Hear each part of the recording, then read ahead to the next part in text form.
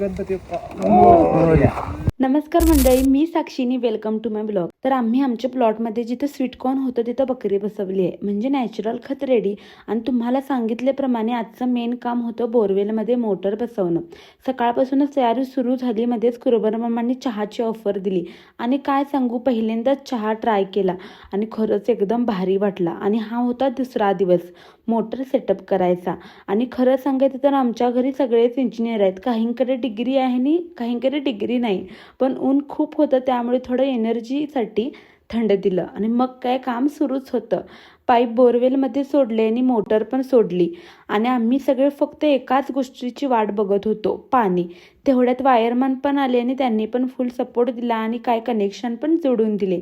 आणि काय सांगू, स्विच ऑन केला आणि पाईपमधून पाण्याचा आवाज आला. तो साऊंड ऐकून सगळ्यांच्या चेहऱ्यावर एकदम स्माईल आली.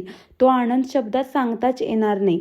आणि जेव्हा पाणी बाहेर आलं, प्रेशर इतकं हेवी होतं, बस एकदम परफेक्ट वाटलं. शेवटी इतक्या दिवसांची मेहनत सक्सेसफुल झाली. पाणी आलं म्हणजे सगळंच आलं. तर मंडळी, आजचा ब्लॉग इथंच संपवते. पुढच्या ब्लॉगमध्ये पाहूया आता या पाण्याचा यूज करून काय करणार. Stay tune. Thank you for watching. Bye.